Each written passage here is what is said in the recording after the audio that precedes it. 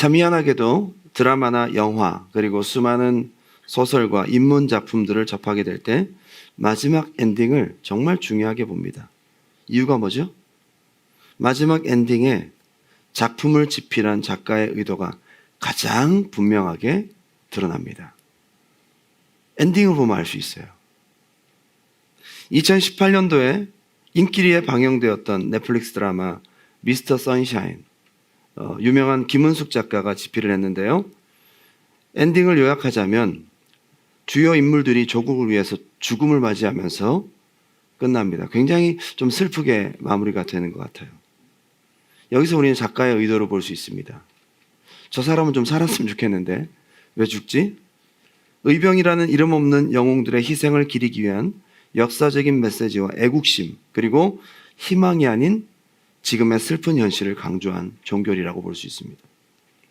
영국의 소설가였던 조지 오웰이라는 사람이 있습니다. 유명한 대표작인 동물농장, 풍자소설이거든요. 영국 시골의 매너 농장에서 동물들이 인간 농장주 존스를 몰아냅니다. 그리고 동물들의 자치 공동체를 세우게 됩니다. 초반에는 모든 동물들이 평등하다는 이상 아래 서로 잘 협력하고 살아가지만 시간이 지나면서 돼지들이 권력을 장악하게 됩니다. 그 중에서 돼지의 우두머리였던 나폴레옹이 독재자가 되어서 다른 동물들을 착취하고 거짓 선전으로 지배하기 시작합니다. 결국 동물들의 삶은 인간에게 지배받을 때보다 더 비참해지게 됩니다. 그리고 돼지들은 인간처럼 걷고 말하고 술을 마시는 존재로 묘사되고 있습니다. 결론과 작가의 마지막 메시지는 이렇게 끝납니다. 모든 동물은 평등하다. 하지만 어떤 동물들은 더 평등하다. 이게 모순이죠, 그죠? 마지막 장면에서 벽에 새겨진 구호로 딱 클로즈업 하면서 끝이 납니다. All animals are equal, but some animals are more equal than others.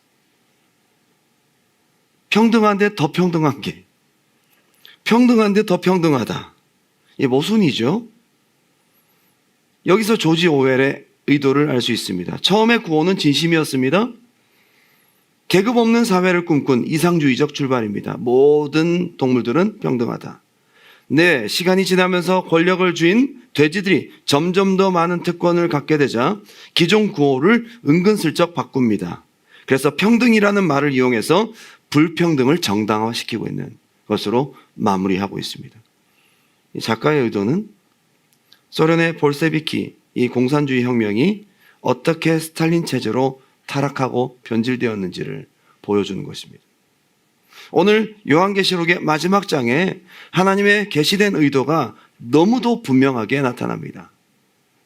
요한계시록은 전형적으로 엔딩을 통해 우리에게 말하고자 하는 메시지를 정확하게 던지고 있습니다. 요한계시록 묵상을 모두 마치면서 하나님이 그 당시 핍박 중에 있던 성도들에게, 그리고 믿음의 선한 싸움을 싸우며 좁은 길을 달려가고 있는 하나님의 자녀들에게 주시는 계시의 뜻이 분명히 있습니다. 특별히 요한계시록 마지막 장인 21장, 22장은 천국에 대해 말씀하십니다. 21장은 천국의 아름다움, 거기서 주님과 함께 영원히 누리게 될 축복된 나날을 사모하고 소망하게 만드십니다.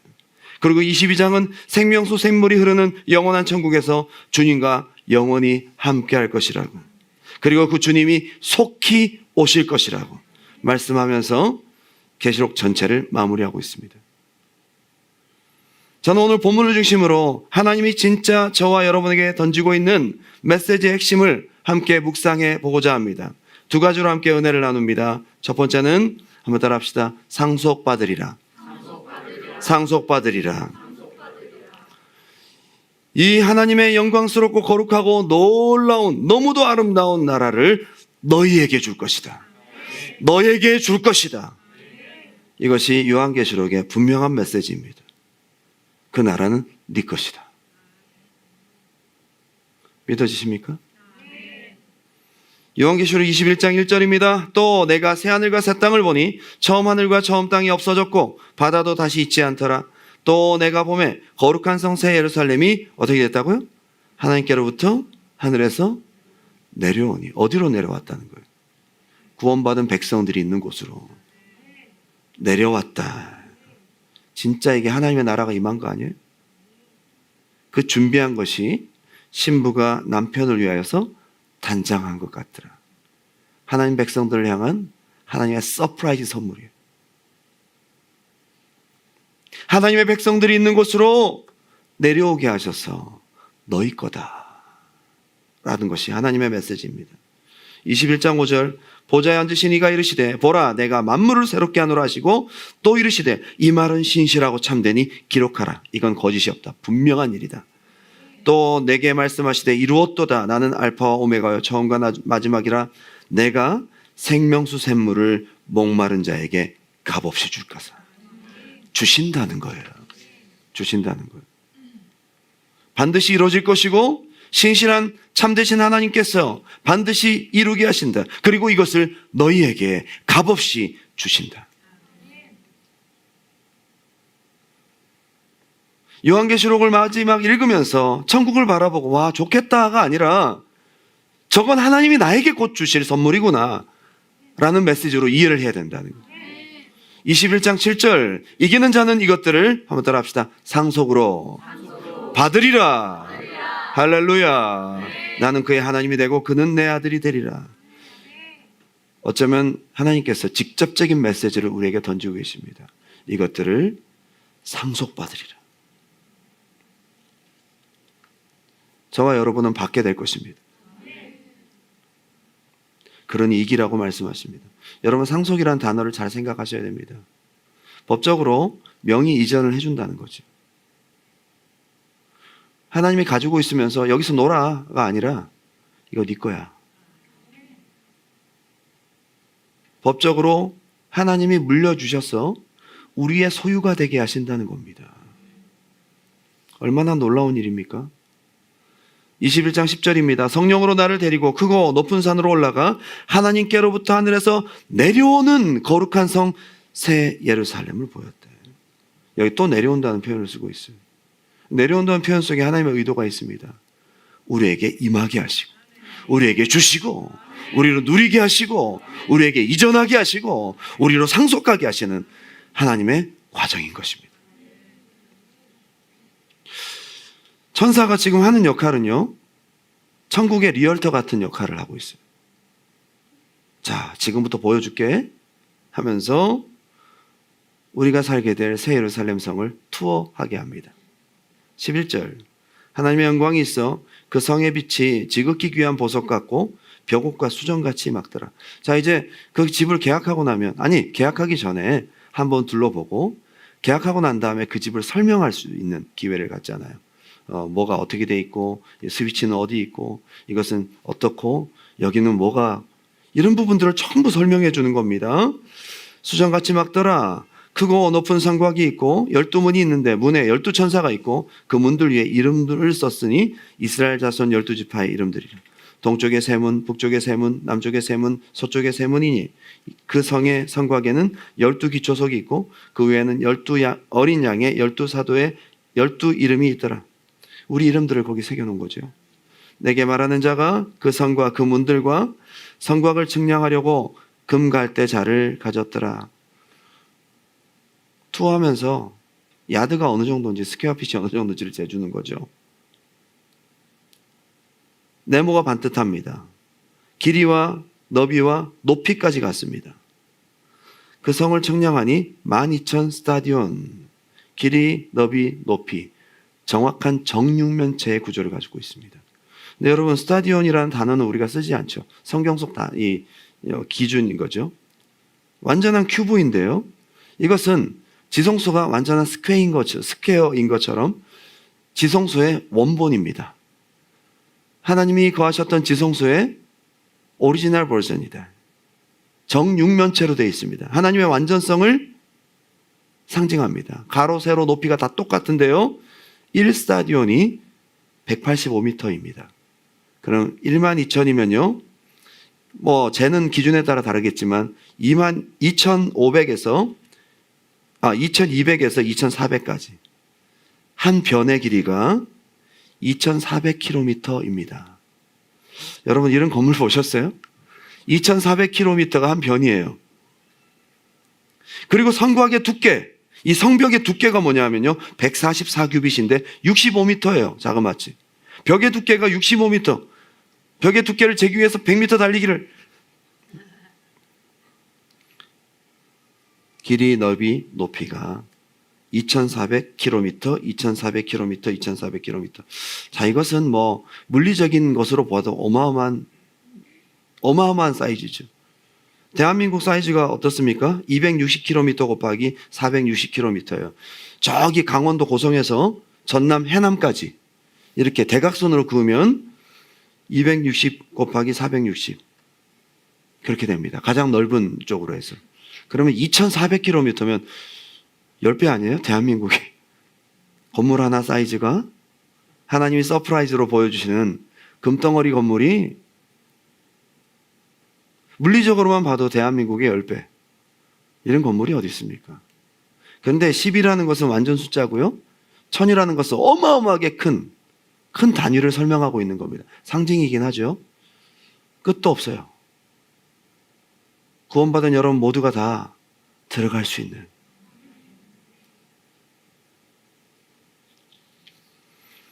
저는 높이를 보고 놀랐습니다. 높이가 2400km예요. 그러면 대기권을 탈출하는 지점 카르만 라인이 100km예요. 국제우주정거장 궤도 높이가 400km. 세계에서 가장 높은 빌딩이 부르즈 칼리파 두바이에 있죠. 828m. 1km도 안 돼요. 이 세상에 가장 높은 건물이 1km도 안 된다고요. 무려 하나님 나라의 새 예루살렘 성의 높이는 2400km. 요한계시록 21장 24절 만국이 그 빛 가운데로 다니고 땅의 왕들이 자기 영광을 가지고 그리로 들어가리라. 낮에 성문들을 도무지 닫지 아니하리니 거기에는 밤이 없음이라. 들어가게 하신다는 거예요. 저와 여러분의 것이기 때문에 하나님께서 문을 활짝 열어놓고 들어가게 하신다는 거예요. 문을 닫지 않는데요. 누구를 위해서? 상속받는 여러분들 위해서. 여러분 하나님의 메시지를 정확하게 이해할 수 있기 바랍니다. 26절 사람들이 만국의 영광과 존귀를 가지고 그리로 들어가겠고. 여기에 누가 들어갑니까? 저와 여러분이. 그 당시 핍박을 받고 있던 비참한 삶을 살고 있었던 하나님의 백성들이 너희가 곧 상속받고 들어가게 될 것이야. 우리가 요한계시록의 마지막을 읽으면서 하나님이 이토록 하나님의 나라를 주시기 원하셔서 이렇게 자세하게 소개하고 계시고 내려오게 하신다고 하시고 측량하시고 우리의 것이라고 상속해 주신다고 하시고 아름다운 천국의 재료들까지 소개해 주시면서 들어가게 하실 것이다 라고 말씀합니다. 요한계시록 21장 7절 다시 한번 읽어볼까요? 큰 소리로 시작. 이기는 자는 나는 그의 하나님이 되고 그는 내 아들이 되리라. 아멘. 예수님께서 요한복음 14장에 내가 가서 아버지께로 가면 처소를 예비한다. 그리고 다시 와서 너희를 데리고 너희와 영원토록 함께 거할 것이다. 내 아버지 집에 거할 곳이 많도다. 예수님 말씀하신 것이 요한계시록에 이렇게 나오는 거예요. 저와 여러분에게 상속하신답니다. 할렐루야. 두 번째는 한번 따라할까요? 이루었도다. 이것이 요한계시록의 중요한 메시지입니다. 마지막 엔딩의 메시지입니다. 요한계시록 21장 5절 보좌에 앉으신 이가 이르시되 보라 내가 만물을 새롭게 하노라 하시고 또 이르시되 이 말은 신실하고 참되니 기록하라 하시고 또 내게 말씀하시되 이루었도다. 나는 알파와 오메가요 처음과 마지막이라. 내가 생명수 샘물을 목마른 자에게 값없이 주리니. 여기서 보니까 내게 말씀하시되 이루었도다. He said to me, it is done. 이루어졌다. 이루었다. 이루었도다. 헬라어 동사는 기노마이. 이미 되었다. 이미 만들어졌다. 이런 뜻입니다. 현재 완료를 쓰고 있죠. 예수님께서 십자가상에서 테텔레스 타이 다 이루었다. 현재 완료를 쓰고 있습니다. 구원 사역을 완성하셨다는 거죠. 지금 이 기노마이는 천국의 재창조의 역사를 완성하셨다는 겁니다. 완성하셨다는 것입니다. 이거의 원형에 해당되는 게노겐, 단순히 끝났다가 아니라 완전히 성취되어 그 상태가 유지되고 보존되고 있다라는 선언입니다. 하나님의 나라는 어쩌면 다 완성되어서 우리를 기다리고 있는지도 모릅니다. 요한복음 19장 30절 다 이루었다. 테텔레스타이 구속사역의 완성 완료 시제를 쓰고 있고요. 오늘 요한계시록 21장 6절 이루었도다. 게노겐 새 창조의 완성 완료 시제를 쓰고 있습니다. 쌍둥이 선언이죠. 구속사역도 완성되었고 재창조도 완성되었죠. 누구를 기다리고 있는 겁니까? 저와 여러분을 기다리고 있는 겁니다. 이걸 생각할 수 있기 바랍니다.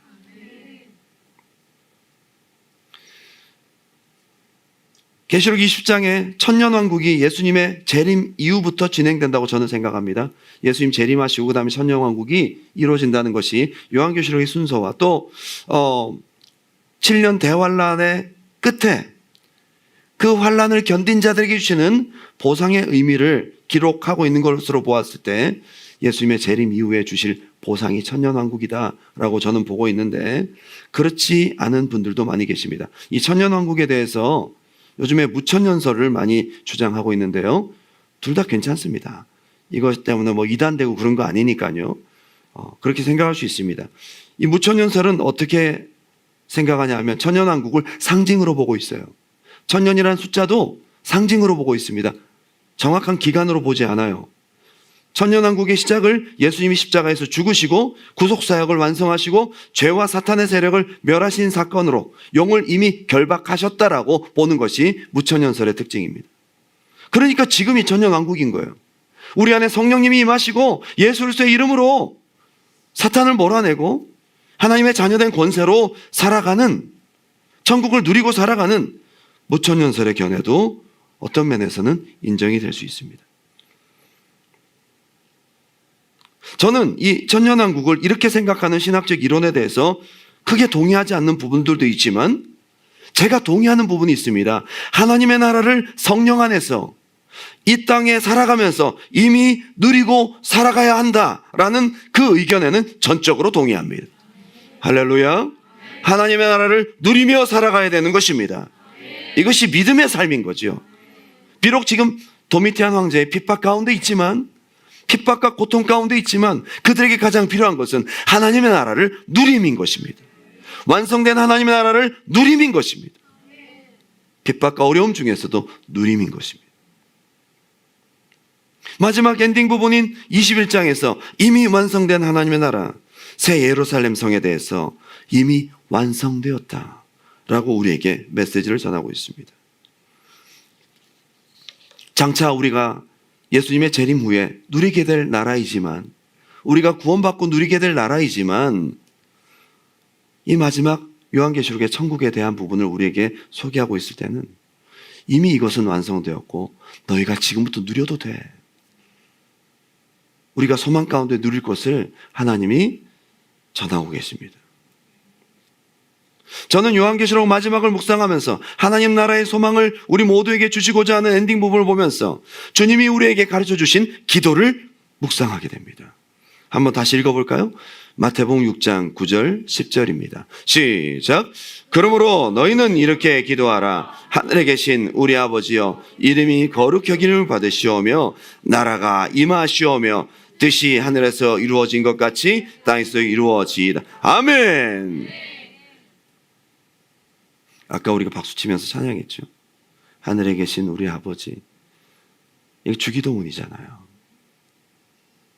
저는 이것이 절대로 상징적인 의미로 우리에게 기도하라고 하신 것으로 생각하지 않습니다. 실제 하나님의 나라가 우리에게 임하게 해달라고 기도하라는 것입니다. 마태복음 4장 17절 예수님의 이 땅에서의 복음사역의 첫 일성이 바로 이렇습니다. 이때부터 예수께서 비로소 전파하여 이르시되 회개하라 천국이 가까이 왔느니라 하시더라. 천국 하늘나라라고 얘기를 많이 하잖아요. 그죠? 저 하늘에 어딘가에 있는 나라, 저 하늘에 있는 나라. 이걸 들으면서 멀리 있다라는 우리도 모르는 인식을 갖게 됩니다. 멀리 있는 나라, 저 하늘에 지금 없고 죽어야 가는 나라. 근데 원래 하나님의 나라를 그런 의미로 설명하고 있지 않아요. 여기서 어떻게 얘기하고 있습니까? 천국이 가까이 와 있대요. 천국은 하늘에 있는 나라가 아니라 원래 말은 신국, 하나님이 통치하시는 나라, 말쿠트 샤마임, 하나님이 통치하시는 나라라는 거예요. 하나님이 통치하시는 통치 영역이 킹덤 오브 갓이다. 하늘에 있는 나라가 아니고. 그러면 이곳에 하나님이 와 계시고 통치하신다면 이곳은 하나님의 나라가 되는 것입니다. 그 나라가 받아들이려는 자 옆에 이미 와 있다는 겁니다. 회개하라, 천국이 가까웠다. 나라를 생각할 때 우리는 국경선을 생각합니다. 히브리 사람들은 땅의 국경선을 나라의 기준으로 말하지 않습니다. 그 땅에 사는 주권자가 누구고 그 주권자의 룰대로 살아가는 영역까지가 그 나라라고 보는 것입니다.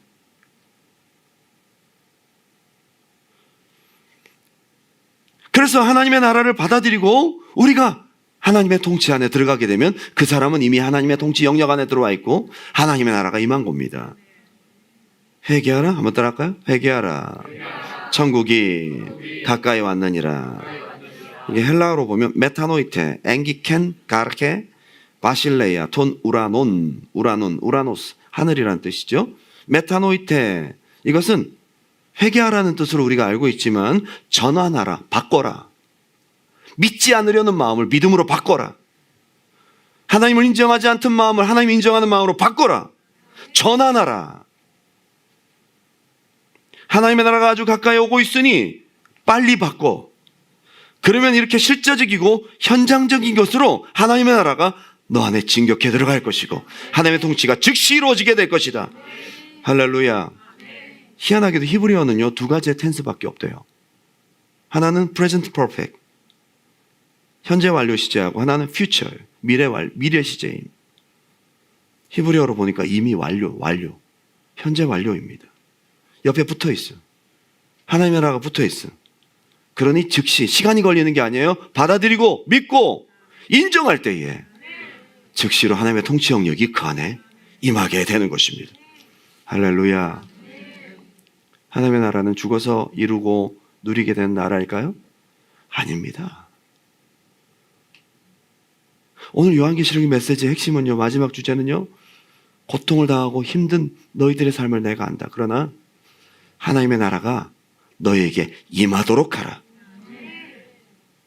이미 이루어진 하나님의 나라를 너희에게 임하도록 하라. 믿었어? 전환했어? 받아들였어? 회개했어? 그럼 하나님의 나라가 너희 안에 이미 들어와 있는 거야. 이걸 확인시켜 주는 것이 권능입니다. 권능은 옵션입니다. 하나님 나라 통치의 맛보기입니다. 하나님 나라가 얼마나 실제적이고 현장적인 것인지를 보여주는 수단입니다. 그래서 저는 하나님의 나라가 임할 때 예배 현장 가운데 하나님의 나라가 성령 안에서 이루어지는 것을 체험하고 누리게 된다는 것입니다. 때때로 힘들고 어렵고 마음이 눌리고 우울하고 눈앞에 보여지는 현실이 녹록지 않고 사는 것이 힘들고 인생이 괴롭고, 그러나 예배 현장 가운데 하나님의 나라를 믿음으로 받아들이고 누리게 될 때 악한 영들은 떠나가고 현장에서 하나님의 통치의 역사가 나타나는 것을 보여주실 것입니다. 마태복음 12장 28절 다 같이 한번 읽어보겠습니다. 시작. 그러나 내가 하나님의 성령을 힘입어 귀신을 쫓아내는 것이면 하나님의 나라가 이미 너희에게 임하였느니라. 아멘. 하나님의 나라를 누리라고 하시는 거예요. 가까이 와 있다는 거예요. 데살로니가전서 4장입니다. 이것도 역시 재림장인데요. 주께서 호령과 천사장의 소리와 하나님의 나팔 소리로 친히 하늘로부터 강림하시리니 그리스도 안에서 죽은 자들이 먼저 일어나고 그 후에 우리 살아남은 자들도 그들과 함께 구름 속으로 끌어올려 공중에서 주를 영접하게 하시리니 그리하여 우리가 항상 주와 함께 있으리라. 18절 다 같이 한번 읽어볼까요? 시작. 그러므로 이러한 말로 서로 위로하라. 아멘. 이때는 네로 핍박의 시대예요. 미래에 주님이 오실 거 아니에요? 주님과 만나는 날은 미래 아닙니까? 마지막에 어떻게 마무리를 짓고 있어요? 그러므로 서로 위로하라. 지금 누리라는 겁니다. 여러분, 저와 여러분이 무슨 희망으로 살아갑니까? 무슨 소망으로 삽니까? 우리는 무슨 백으로, 무슨 힘으로 살아갑니까? 한번 따라합시다. 하나님의 나라. 누리시기 바랍니다. 기록에 의하면 로마의 핍박으로 인해 참수를 진행하고 사형을 집행하던 로마 군병이 과로 사하기까지 했대요. 하도 사람을 죽이다 보니까 쉬는 시간도 없이. 심지어 칼이 손에 붙어서 이게 떨어지지 않고 살적이 떨어지는 그런 일도 있었다고 합니다. 얼마나 그 현장이 피비린내나고 비참한 현장입니까? 심지어 어떤 경우 죽어가는 모든 크리스찬들의 얼굴이 천사의 얼굴과 같이 한결같이 평온하고 미소 띤 얼굴로 그 무서운 죽음을 맞이하게 되는 모습을 바라보면서 사형을 집행하던 로마 군병 하나가 회개하는 역사가 나타났다고 해요. 순교의 현장 가운데 그들은 스데반과 같이 하나님 나라 안에 이미 와 있는 거예요. 가장 대표적으로 스데반은 돌이 날아오는 그 현장 속에 그의 몸은 이 땅에 있었지만 그의 영혼은 이미 하나님 나라의 통치 안에 있었던 겁니다. 저는 스데반의 마지막 순교의 모습을 보면서 하나님의 나라가 얼마나 실제적이고 현장적인 것인지를 보게 됩니다. 날아오는 돌보다 성난 무리들의 그 핍박보다 서 계신 예수님이 더 뚜렷이 보이는 거예요. 질병과 가난과 시험과 어려움, 여전히 눈앞에 있는 우리 삶의 크고 작은 수많은 문제들이 있지만 이미 완성되어 있고 더 실존하고 있는 하나님의 나라가 침범에 들어오고 하나님으로부터 내려와서 성령으로 우리 심령에 이루어지게 될 때에 그 하나님의 나라의 통치의 영역 안에서 우리는 핍박도 고통도 넉넉히 이길 수 있다는 것이 요한계시록의 주제인 것. 하나님의 나라는 죽어야만 경험하는 것이 아니라 지금 내가 살아가고 있는 이곳에서 경험될 수 있고 누릴 수 있다는 것이 요한복음의 엔딩이에요.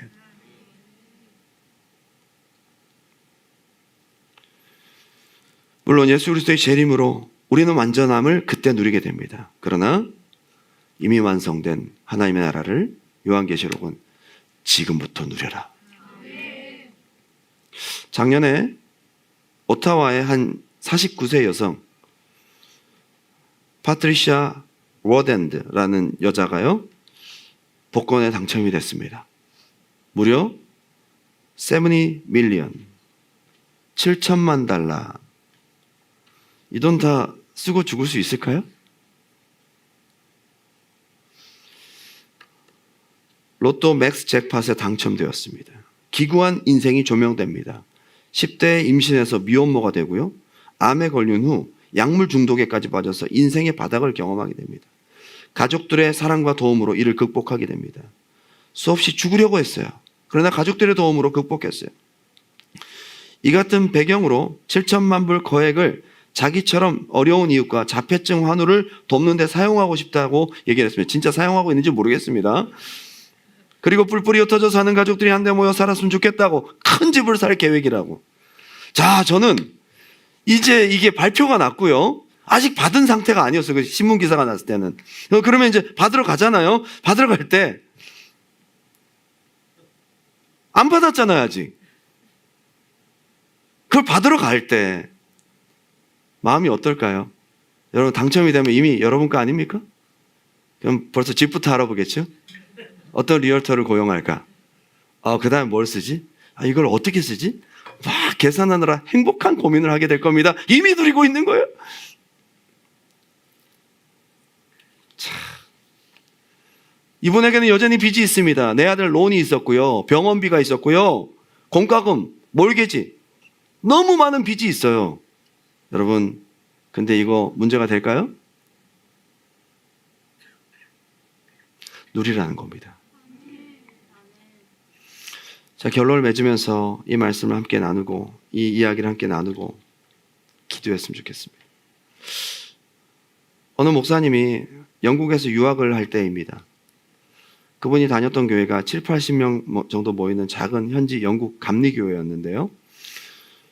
거기에는 대부분이 어르신들이 많이 계셨어요. 그 중에 특별히 온화하고 너무도 사랑 많고 인자하신 노 부부가 열심히 교회를 섬기셨는데 그 할머니가 꿈이 있었어요. 처녀 때부터 꾸었던 꿈과 로망이 있었는데 크루즈를 타고 북유럽을 다 여행하고 돌아오는. 네, 할아버지는 시장에서 허드렛 일을 하시면서 생활비를 벌고 계셨습니다. 할아버지가 얼마나 힘들게 허드렛 일을 하고 생활비를 벌어온지 아니까 이 할머니가 말을 못하죠.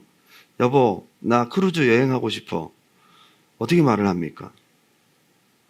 크루즈 여행이 그냥 뭐 4, 5일 갔다 오는 거가 아니죠. 보통 한 달 뭐 이렇게 가잖아요. 비싸죠. 할아버지는 몇 달치의 월급을 다 쏟아부어야 그 티켓을 살 수가 있어요. 일반적인 서민들은 뭐 꿈도 꾸기 어려운 이야기죠. 할머니가 가자는 말을 안 했어요. 할머니가 가자고 말을 못하고 있다고 해서 할아버지가 모를까요? 교회 바로 옆에 여행사가 있어요. 근데 여행사에 커다랗게 포스터를 붙여놔요. 크루즈 패키지가 쫙 있어요. 교회를 가다가 포스터를 보고 잠깐 서 계신 할머니의 아련한 눈빛을 남편은 알고 있습니다. 다 알죠. 할아버지가 다 알죠. 여러분, 대부분의 유럽 사람들은 크루즈를 타고 북유럽을 구석구석 여행하고 싶어 합니다. 너무도 아름다운 바다, 석양, 특별히 노르웨이의 피오르드 해변, 게이랑에르 피오르드가 있는데요. 여기는 구름 위에 산 봉우리가 딱 감춰져 있어요. 산 꼭대기에서 내리는 폭포가 쫙 내리는데 구름 위에서, 하늘에서 폭포가 떨어지는 거야. 저도 안 가봤어요. 사진으로 봤죠. 그 밑에 수백 미터 폭포를 바라보는 안개 낀 고요한 수면, 또 그 크루즈가 협곡 같은 바다 한복판을 미끄러지듯 지나갑니다. 에메랄드빛 바다, 여름에는 해가 지지 않는 백야 현상도 볼 수 있고요. 빙산이 떠다니는 호수도 볼 수 있습니다. 특별히 핀란드 북부와 아이슬란드 부근으로 갈 때는 한밤중에 오로라도 볼 수 있다고 해요. 큰일 났네. 다 가려고 하면 안 되는데. 코펜하겐 항구는 동화작가 안델센의 나라입니다. 너무도 아름다운 해변. 수천 개의 섬이 펼쳐진 스웨덴의 스톡홀름 군도. 사진으로는 절대 표현할 수 없는 아름다운 장면들이 크루즈 여행을 통해서 보여지게 됩니다. 할아버지가 그 마음을 아니까 할머니에게 말하지 않고 몰래 밤마다 야간 작업을 했어요. 무려 2년 반을 시장에서 야간 작업을 해서 2년 반 동안 간신히 모았습니다. 그래도 1등 칸은 못하고 3등 칸 티켓 2장을 산 거죠. 그걸 할머니에게 서프라이즈, 문을 빵 차고 그랬어요.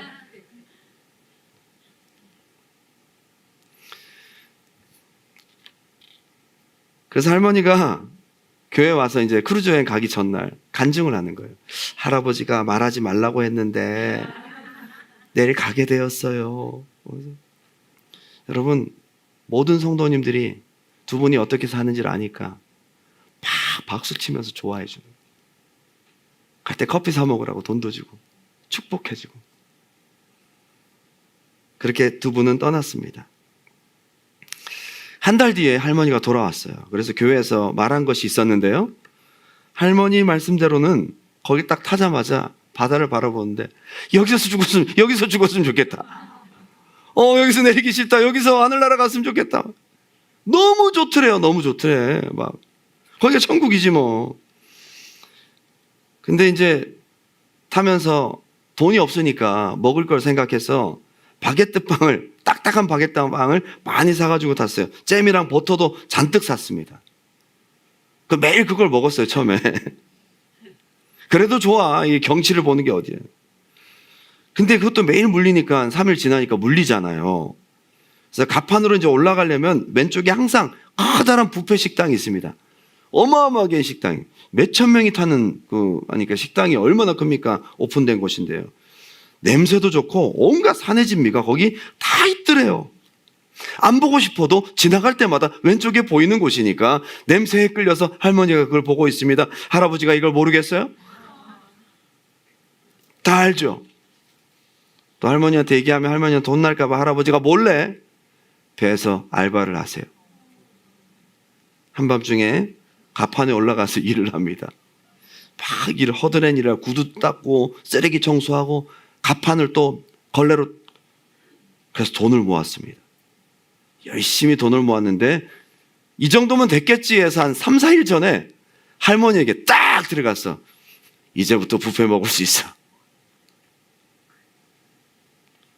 나와! 그러니까 할머니가 어딜 가려고 그러세요? 그래서 다 차려입고 나오는 거예요. 이 할아버지가 딱 돈을 들고 그 큰 뷔페 식당 제일 좋은 자리 있는 데라고 와서 여기야? 어디? 그러더니 이게 두 명이서 시컷 먹으려면 얼마 주면 됩니까? 막 소리지. 아니요, 저희가 뭘 잘못했습니까? 할아버지가 막 너무 그러니까 매니저까지 나왔어요. 아, 우리 애들이 뭘 잘못했습니까? 왜 이러십니까? 우리 어른 2명 뷔페 얼마야? 그러니까 매니저가 그제서야 정색하면서 할아버지, 이거 뷔페값, 티켓값 안에 다 포함되어 있는 거예요. 그거를 내리기 3, 4일 전에 한 거예요.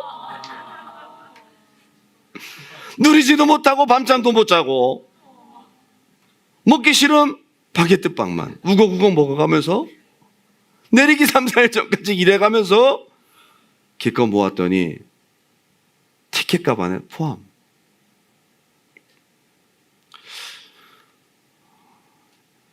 이게 어쩌면 우리가 예수를 믿는다고 하면서 누리지 못하고 있는 우리의 모습과 비슷하지 않을까요? 나중에 하나님 앞에 가면 이렇게 반응할 분들이 있을지도 모릅니다. 하나님, 제가 이 땅에 살면서 얼마나 힘들었는지 아세요? 저 핍박당하러 죽을 뻔했어요. 하나님, 너무 힘들었어요. 하나님 말씀하신 겁니다. 내가 알지. 그래서 내가 하나님의 나라를 구하라고 했잖아. 그래서 하나님의 나라를 구하라고 했잖아. 그래서 내가 하나님의 나라를 임하도록 구하라고 했잖아. 하나님 그렇게 말씀하실 거예요. 하나님 아시겠죠? 우리의 고된과 고달픔과 힘든 삶을. 그래서 말씀하시는 거예요. 한번 따라 합시다. 하나님의 나라를 구하라. 누려라. 죽어서 누리는 나라가 아니라 이 땅을 살아가면서 하나님의 나라 안에서 넉넉히 이길 힘을 주실 것입니다. 할렐루야. 너의 학교, 너의 직장, 너의 가정, 너의 모든 삶의 현장에 하나님의 신국, 하나님의 킹덤 오브 갓, 전능하신 하나님이 다스리시도록, 통치하시도록 하라. 구하라. 누려라. 이게 성령의 충만이고 하나님의 나라를, 이미 완성된 하나님의 나라의 임재 안에서 그 나라를 누리며 주님 만날 날을 소망하며 꿈꾸는 진정한 믿음의 성도들의 모습인 줄 믿습니다. 때로는 우리의 능력이 부족합니다. 우리는 100밖에 안 되는 능력을 갖고 있는데 문제들은 1000, 2000 리밋이 없어요.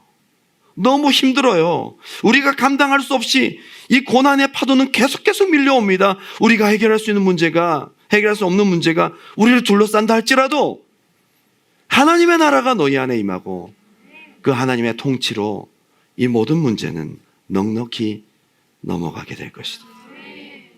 여러분에게 묻겠습니다. 여러분 안에 하나님의 나라가 있습니까? 하나님의 나라를 믿습니까? 하나님의 나라를 누리고 계십니까? 지금 내 생명이 이 자리에서 끝난다 해도 곧 가게 될 영원한 하나님의 나라를, 그토록 만나고 싶었던 사랑하는 나의 주님을 곧 보게 되는 그 날을, 그러나 지금 소망하고 누릴 수 있는 저와 여러분의 삶이 되시기를 주님의 이름으로 축원합니다.